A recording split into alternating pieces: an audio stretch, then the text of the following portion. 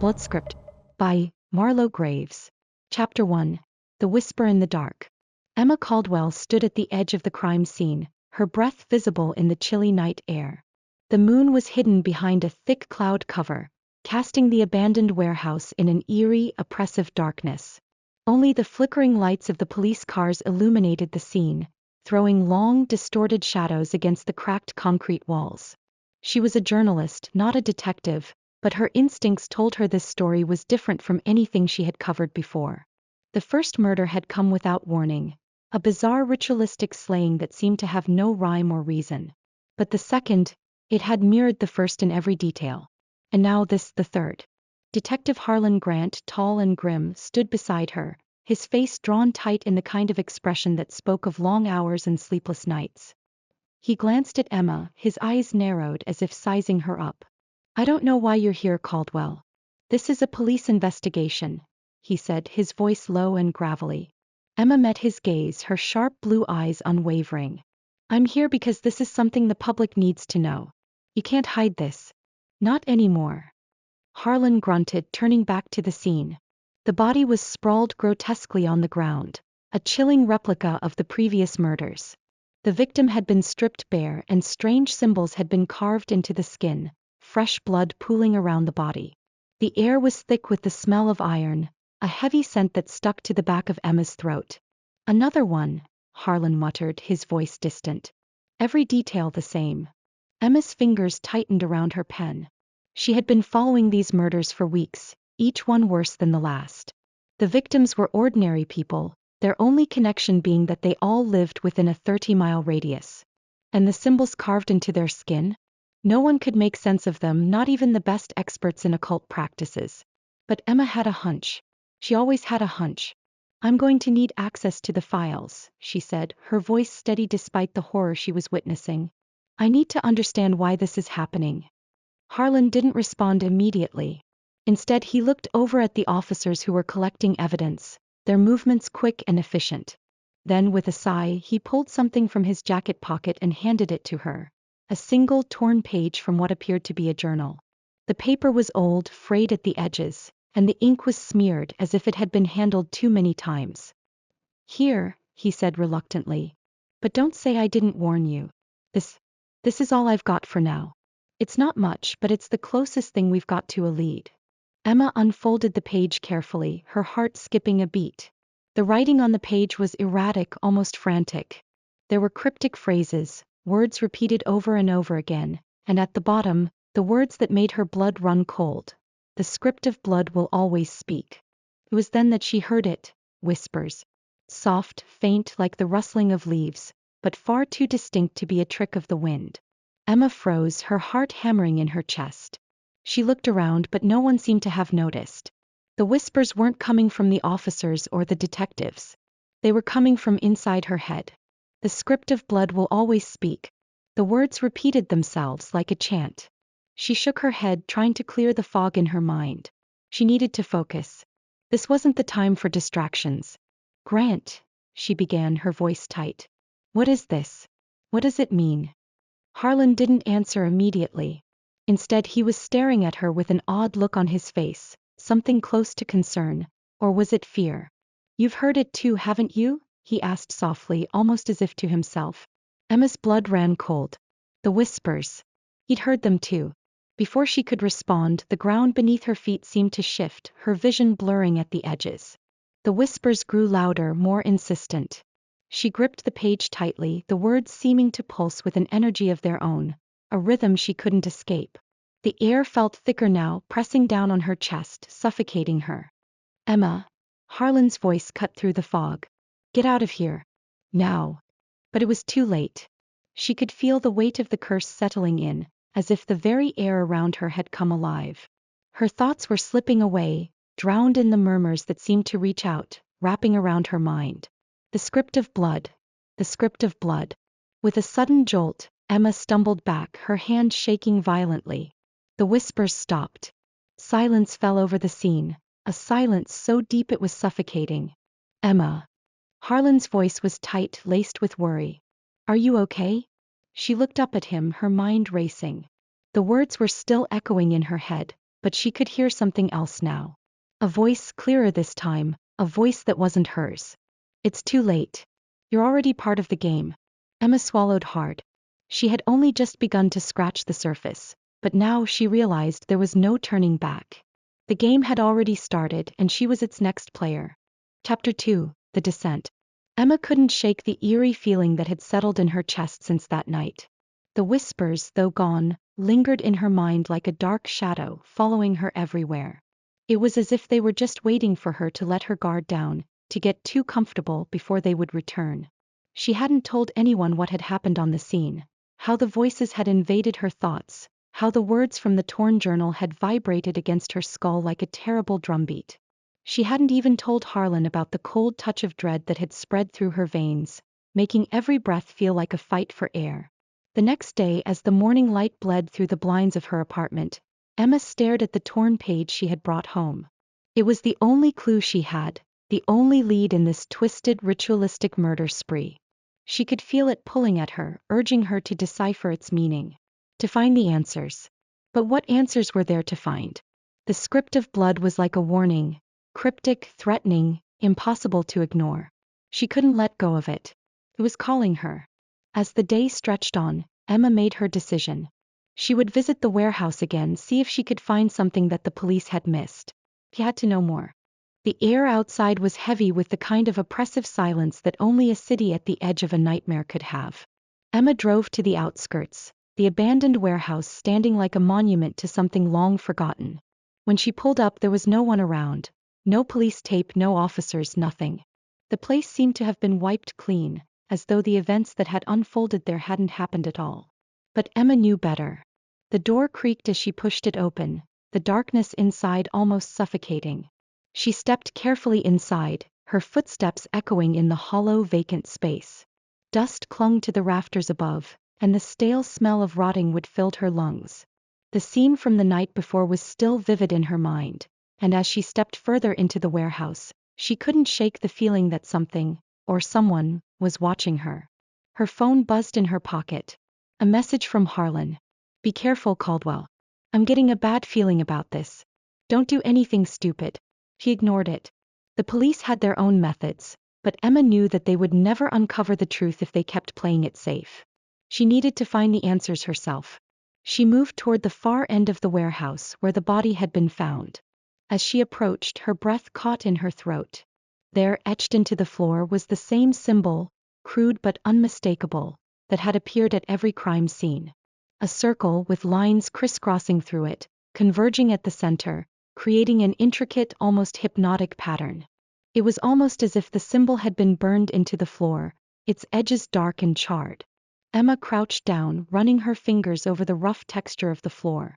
It felt strange, like it hadn't been here long, as though someone, or something, had used fire to carve it into the concrete. Her pulse quickened. Could this be another clue? Another piece to the puzzle she was desperately trying to solve? She straightened up, her eyes scanning the surroundings. There had to be more. This wasn't just random. It couldn't be. The whispers returned. Soft at first, like the rustling of paper, then growing louder. She pressed her hands to her ears, trying to block them out, but it was no use. The words were clearer now, more urgent. "You're too late." Her heart hammered in her chest as she spun around, trying to locate the source of the voices. There was no one. Nothing but the shadows, the dust, and the heavy, suffocating air. "You're already part of the game." Emma's breath hitched. She knew that voice. She'd heard it in her mind before. It wasn't just a whisper. It was a command, a sinister presence that seemed to lurk just beyond the veil of her consciousness. With a jolt, she grabbed her phone from her pocket, dialing Harlan's number without thinking. It rang twice before he picked up. "Emma? What's going on? You okay?" Harlan's voice was tight, strained. I'm hearing it again," she said, her voice trembling. "The whispers. They won't stop. They're saying..." The line went dead. Emma stared at her phone in disbelief. She tried to call back, but there was no signal. Her eyes darted around the warehouse, the silence pressing in on her. Suddenly she heard a noise, soft footsteps behind her. She whipped around, but there was no one there. The shadows stretched and twisted like living things, creeping along the walls and floor. "You're part of the game now." It was closer this time. Louder. The voice was no longer just a whisper. It was an insistent, chilling hiss, a presence that seemed to be circling her.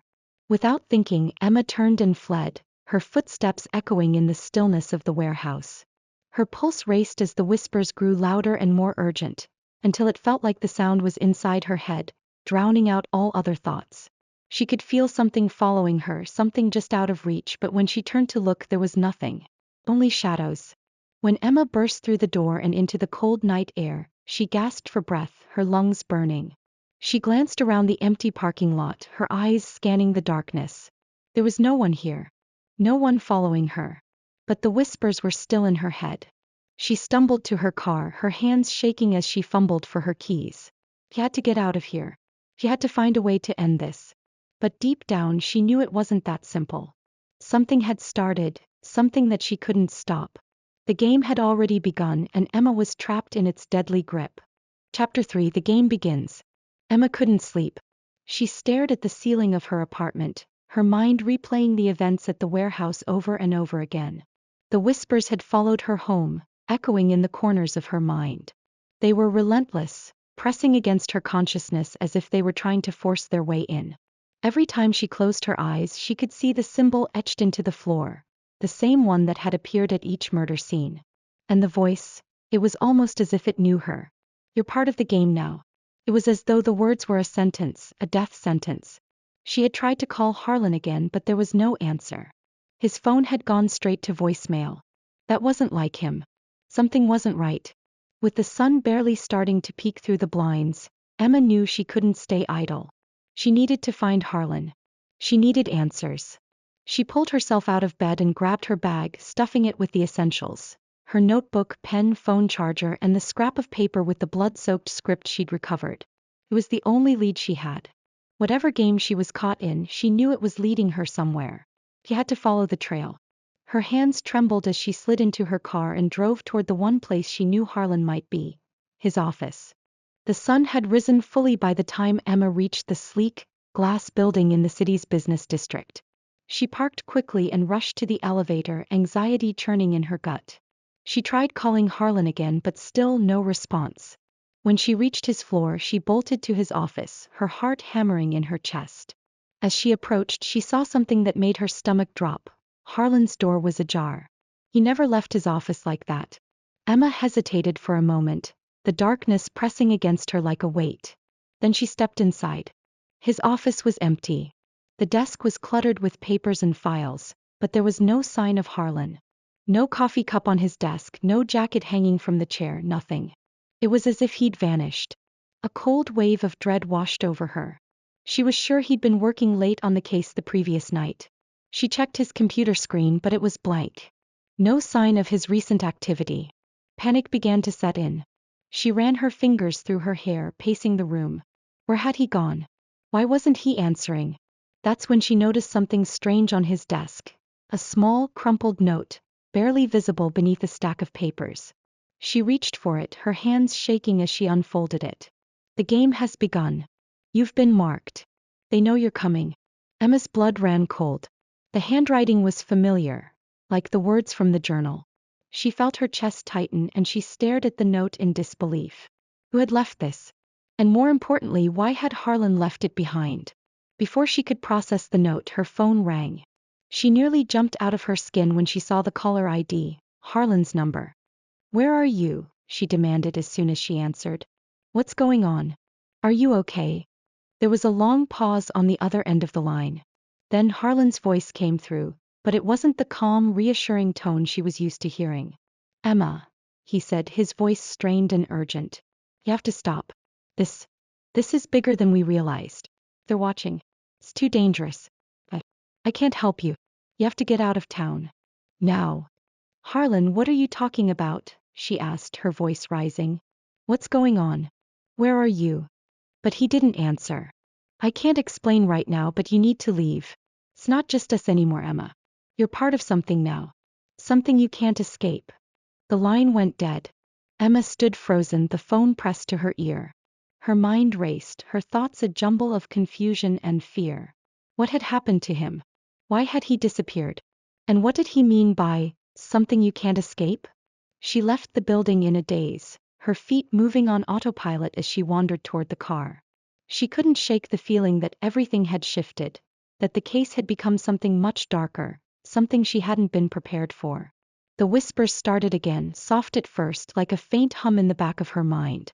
But this time there was no mistaking it. They were real. You're too late. You've already chosen. Emma stumbled to her car, gripping the wheel as she tried to push the voices out of her head. They were getting louder, stronger.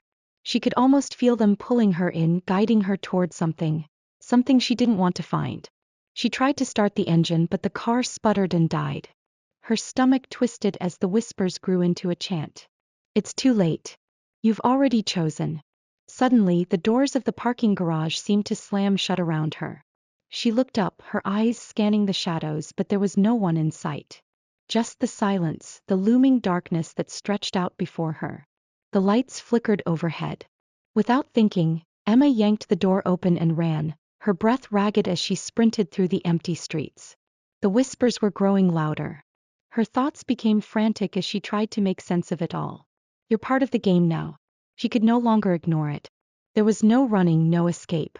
The game had begun and Emma was trapped in its deadly grip. And as the night swallowed her whole, Emma knew she would have to play by their rules, whether she liked it or not. Chapter 4. The Rules of the Game. The cold air bit at Emma's skin as she ran through the empty streets. The whispers followed her, curling around her like unseen tendrils. Every step she took felt heavier, like the pavement was pulling her down. She had no destination in mind, just away. Away from the voices, the eerie message in Harlan's office, and the growing sense of dread that wrapped around her like a noose. But deep down she knew. There was no running. She stumbled into an alleyway, pressing her back against the cold brick wall. Her breath came in ragged gasps, and her heart pounded so hard she could hear it in her ears. She squeezed her eyes shut, willing herself to push out the whispers, to silence them. Then her phone buzzed. Her eyes snapped open. A message. At first she hesitated. Her hands trembled as she unlocked the screen. Unknown number. One sentence. Your next clue is waiting. Emma swallowed hard. A location was attached. Abandoned places weren't new to her. As a journalist, she had visited more than a few crime scenes left to decay, buildings stripped of life, their walls still whispering the horrors that had taken place inside. But this was different. This was personal. She knew she had a choice. Walk away, pretend none of this was real. Or step deeper into the game. Her gut told her there was no choice at all. She was already in too deep. The address led her outside the city, to the edge of a forest where an old house stood, its frame rotting, its windows shattered like hollow eyes staring into nothing. A forgotten relic. Emma stepped out of the car, gripping her flashlight tightly. The night pressed in around her, thick with silence. The door was slightly ajar. She didn't knock. Inside, the air was heavy with dust and decay. The wooden floor creaked beneath her feet. Moonlight seeped through the broken windows, casting long, sharp shadows. And then she saw it. A chair. A single wooden chair in the center of the room, facing a wall covered in symbols. Her stomach twisted. These symbols. They were the same ones from the murder scenes. The moment she took a step closer, her phone vibrated again. Another message. Sit. Her breath caught in her throat. Oh, no way. She turned on her heel, ready to bolt. But then she heard it. A soft scraping sound. Something moving. No, someone. She froze. The air behind her shifted. Emma whipped around, flashlight shaking. The beam landed on something at the far end of the room. A figure. No, not a person. A body. Hanging. Her scream stuck in her throat as she stumbled backward. The chair tipped over, crashing against the floor. The body swayed gently, its face obscured by a sack over its head. And then, a single sound. A ringing. Her phone. Her fingers were numb as she lifted it to her ear. She didn't speak. A voice whispered on the other end. Slow. Measured. Sinister. Now you understand. The rules cannot be broken. The line went dead. Emma's pulse slammed against her ribs. She turned, ready to run. But the doorway was no longer empty. Someone stood there. Watching. Waiting. And the game was only just beginning. Chapter 5. The Next Move. The figure in the doorway didn't move. Emma's breath hitched, her heartbeat pounding in her ears. The rotting walls of the abandoned house seemed to close in around her, suffocating. The hanging body swayed slightly, a silent reminder that she was in the middle of something far beyond her control. She gripped her phone tightly, ready to bolt. Then the figure stepped forward. A man. Tall, draped in a dark coat, his face obscured by the shadows. But she recognized the stance. The way his head tilted slightly. Detective Sam Carter. Relief crashed into her, but it was fleeting. "What the hell are you doing here?" she whispered, her voice hoarse. "I should be asking you that." His voice was low, urgent. "Do you have any idea what you've walked into?" Emma swallowed hard. "I didn't walk into anything. I was pulled." Sam's eyes flickered to the body hanging from the ceiling. His jaw tightened. "Come on. We need to get out of here. Now." She didn't argue. As they hurried out of the house, Emma felt the weight of unseen eyes pressing on her back. The night was unnervingly quiet. Too quiet. Sam's car was parked just a few feet from hers. He gestured toward the passenger seat. "Get in." She hesitated. "What?" he snapped. Emma turned, glancing back at the house. That single wooden chair. The symbols scrawled across the walls. The phone call. A part of her wanted to run straight to the police station, dump all of this in their laps and let them figure it out. But another part knew, this was personal. He had to see it through. "I need to know what this means," she said. "All of it." Sam exhaled sharply, rubbing a hand over his face. "You're not going to stop, are you?" She shook her head. His jaw clenched, but he pulled open the driver's side door. "Then let's go somewhere safe." 15 minutes later, they sat in a dimly lit diner, a cup of untouched coffee cooling in front of Emma. The place was nearly empty, save for a lone trucker at the far end nursing a beer. Sam leaned in, his voice low. "Who sent you here?" Emma took a shaky breath. "An unknown number. They've been sending me messages, leading me deeper into this mess." Sam's fingers drummed against the table. "And you just followed?" "I didn't have a choice," she muttered. "I keep hearing things, Sam. Whispers. Like someone's in my head. And the symbols in that house, they match the ones from the crime scenes." Sam's expression darkened. "That's impossible." Emma pulled out her phone, scrolling to the photos she had taken inside the house. She slid it across the table. Sam stiffened. He stared at the images for a long moment. Then, without a word, he reached into his coat and pulled out his own phone. After a few taps, he turned the screen toward her. Her stomach dropped. It was a crime scene photo. A different murder. A different location. But the same symbols. The blood drained from her face. "This isn't random," she whispered. "No," Sam said grimly. "It's not." A tense silence stretched between them. Then Sam's phone vibrated. A new message. Emma watched as his eyes flickered over the screen. His face paled. "What?" she asked, her pulse spiking. He turned the phone so she could see. The message was short. Simple. "She's next." Emma's blood ran cold. The game had just made its next move. And she was the target. Chapter 6. The Mark of the Killer. The diner felt colder, the air heavier.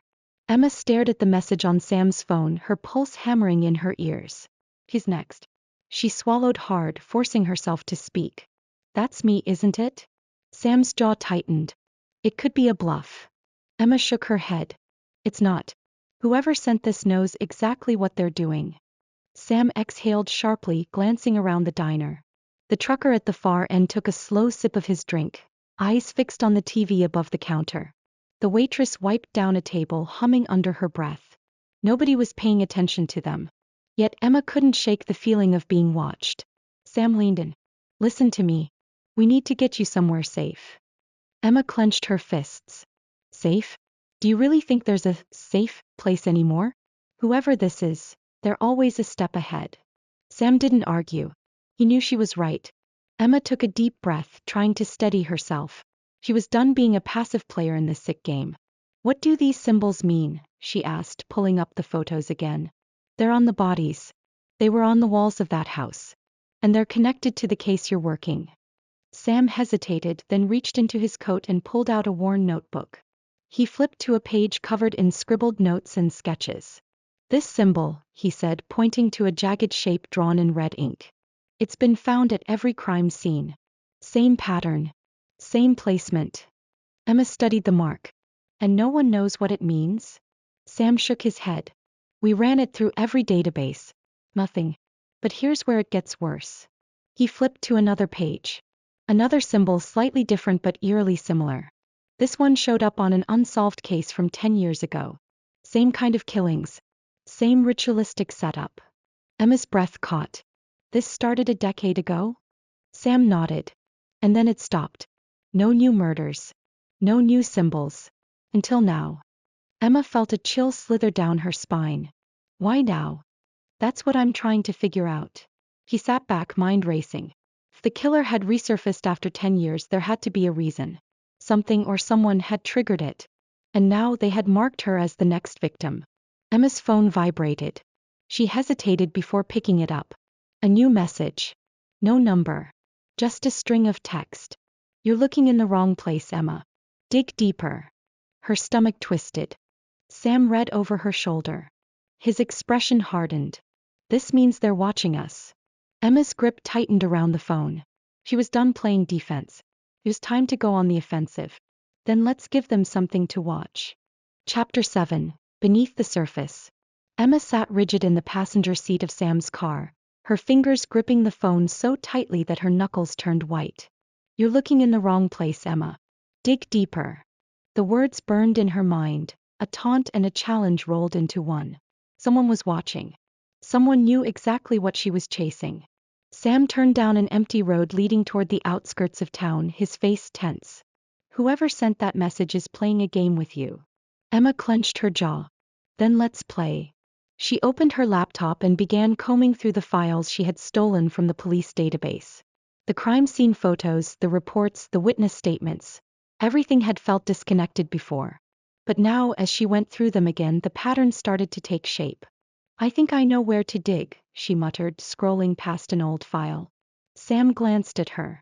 What are you seeing? She pulled up an image of one of the earliest victims, killed a decade ago. The same symbols were carved into the body. But there was something else. A faint marking on the wall behind the corpse, nearly invisible under the blood splatter. A name. Emma zoomed in, adjusting the contrast. The name was barely legible, but it was there. Jonah Prescott. Who's Jonah Prescott? Sam asked, his brow furrowed. Emma's stomach twisted. That's what we need to find out. She ran a search, fingers moving rapidly across the keyboard. Within seconds, an old newspaper article popped up. The headline sent a jolt of ice down her spine. Tragedy at Blackwood Orphanage. Fire claims 7 lives. Sam read it aloud. Blackwood Orphanage. That place shut down years ago. Emma's breathing quickened. Jonah Prescott, he was one of the kids who lived there. But, she scrolled down, scanning the names of those who perished in the fire. Jonah's name wasn't on the list. Sam exhaled sharply. If he wasn't one of the victims, where did he go? Emma's pulse pounded in her ears. Maybe he never left. Blackwood Orphanage. 11:47 p.m. The building loomed ahead, a decayed shell of what it once was. Vines crawled up the walls and shattered windows stared like dead eyes into the night. Emma's flashlight beam flickered across the entrance, illuminating a rusted gate hanging off its hinges. Sam moved beside her, gun drawn. Stay close. She nodded, stepping over broken glass as they entered. The air was thick with dust and decay. Somewhere in the distance something dripped, slow, rhythmic like the ticking of a clock. They moved carefully down the hall, their footsteps muffled by layers of grime. Faded murals of smiling children lined the walls, but their faces had been scratched out. Emma shivered. Someone's been here. Sam scanned the area, eyes sharp. Or never left. A sudden creak echoed from the end of the hallway. They froze. Emma's heartbeat thundered in her chest as she raised the flashlight. The beam landed on a door slightly ajar. The brass plate above it read, "Records Room." He swallowed. That's where we need to go. Sam motioned her forward, pushing the door open. The room was filled with rusted filing cabinets and scattered papers, but something else caught Emma's eye. At the center of the room was a single chair. And strapped to it, arms bound, head slumped forward, was a man. Blood pooled at his feet. Emma stifled a gasp, stepping closer. She could see the carved symbols on his chest. The same markings from the crime scenes. But it was his face that made her blood turn cold. Jonah Prescott. A breathless, strangled whisper filled the air. Emma barely had time to react before the light bulb above them flickered. And the door slammed shut. Chapter 8. The Whispers in the Dark. The door slammed with a force that rattled the walls. Emma spun around, her flashlight flickering. Sam rushed forward, jiggling the doorknob. Blocked. Someone's here, he hissed, gun raised. Emma's heart pounded as she turned back to the lifeless body of Jonah Prescott. The dried blood on his shirt had darkened, the carved symbols standing out against his pale skin. But something else made her breath hitch. His lips were moving. A strangled whisper barely above a breath. Emma stepped closer, blood roaring in her ears. Jonah. His eyelids twitched, the whisper growing clearer. It wasn't me. Emma's breath hitched. What? Jonah's head snapped up. His dead, hollow eyes locked onto hers. He's here. The room plunged into darkness. Emma gasped, her flashlight flickering wildly. The walls groaned, the air turning suffocatingly thick. A voice, low and guttural, echoed through the room. You shouldn't have come. Sam grabbed her arm, yanking her backward as something moved in the shadows. Footsteps. Slow. Measured. They weren't alone. Emma fought the panic rising in her throat. Who's there? The whispers surged around them, overlapping, a chorus of agony. Run. Run. Run. Sam lifted his gun toward the darkness. Whoever you are, show yourself. Silence. Then, a hand shot from the darkness, fingers curling around Emma's wrist. She screamed. Sam fired. The gunshot exploded through the room, the muzzle flash revealing a figure standing inches from Emma. A man wrapped in shadows, his face obscured by something ancient and grotesque. The bullet never hit. The figure vanished with a rush of cold air. Emma stumbled back, her breath coming in ragged gasps. The whispers had stopped. The darkness around them felt alive. Then something clicked. The door creaked open. Sam wasted no time. He grabbed Emma's arm and pulled her out of the room. They ran down the corridor, their footsteps echoing off the walls. Emma's mind raced. That wasn't Jonah, she gasped. He wasn't the killer. Sam nodded. Then who was? A voice whispered behind them. Keep digging. Emma's blood ran cold. They bolted through the orphanage's entrance and into the night. But just as they reached the car, Emma turned for one last look. In the window above, a figure stood watching. And this time it smiled. Chapter 9. Beneath the Bloodscript. The car tore down the empty highway, the engine roaring as Sam gripped the wheel. Emma sat in the passenger seat, pulse racing, hands shaking as she scrolled through her notes. Jonah wasn't the killer, she muttered. He was trying to warn me. Sam kept his eyes on the road. Warn you about what? Emma's fingers tightened around her notebook. The real killer. The one behind all of this. The whispers still echoed in her ears. Here. The symbols carved into Jonah's body weren't just random. They were deliberate. A message. She flipped back to the photos she had taken at the crime scenes. The same symbols. The same intricate script. She hesitated, then pulled up an old research paper she had saved months ago. Ancient blood rituals. Sam noticed her expression. What is it? Emma swallowed hard. These symbols aren't just markings. They're part of an old text, one that was believed to bind souls. She turned the phone toward him. It's called the Bloodscript. Sam's grip on the wheel tightened. And you're saying our killer is using this? Emma exhaled shakily. Not just using it. Following it. Thunder rumbled in the distance as they approached a familiar road. The orphanage loomed in the rearview mirror, now nothing more than a dark silhouette against the night sky. But Emma wasn't focused on that anymore. Her mind had locked onto something else. Something she should have seen before. She grabbed her phone and scrolled back through the case files. Victims. Locations. A pattern she had missed. Then she saw it. A name. A connection. Her stomach turned to ice. Sam, she whispered. I know who's behind this. The car swerved as Sam glanced at her. What? Emma's throat went dry. It's someone from my past. Sam slammed the brakes. The tires screeched against the pavement. The car skidded to a stop on the empty road. Silence. Then, a whisper. Not from the radio. Not from inside the car. From the back seat. Too late. Emma turned, and something lunged at her. She screamed. A hand clamped around her throat. Pulled. Unyielding. The air turned thick with the scent of iron and decay. Sam cursed, reaching for his gun. The figure in the back seat vanished. Emma gasped, clutching her throat. Sam, drive. Now. Without hesitation, Sam slammed the accelerator, the car speeding off into the night. Emma's pulse pounded in her ears. The truth was clearer now. This wasn't just a killer. This was something else. And it wasn't done with her yet. Chapter 10, the final verse. The cabin loomed ahead, hidden deep in the woods, shrouded in mist. It was the last location, the final piece of the puzzle. Emma gripped her notebook, heart hammering. Sam killed the headlights, bringing the car to a silent stop. This is it, she whispered. Sam checked his gun. Are you sure? She nodded. The Bloodscript ends here. A rusted chain hung from the front door, swinging slightly in the night breeze. The whispers were louder now, slithering through the air, curling around Emma's ears. She pushed forward, ignoring the cold prickle running down her spine. The inside was worse. The walls were covered in symbols, carved into the wood, painted in dark, dripping streaks. A crude altar stood in the center, its surface stained deep crimson. And standing before it, the killer. Or rather, the man who had orchestrated everything. Emma's breath hitched. Dr. Caleb Voss. The retired professor turned slowly, his eyes gleaming in the candlelight. He smiled. Ah, Emma. You finally made it. Sam raised his gun. Hands where I can see them. Voss barely acknowledged him. His attention was locked onto Emma. You've been hearing them, haven't you? Her skin crawled. The whispers. Voss chuckled. Not whispers. The Bloodscript. It speaks to those who listen. Emma's pulse pounded. You killed them. Every victim. You followed the script. Voss sighed, almost disappointed. You still don't understand. I didn't write the script.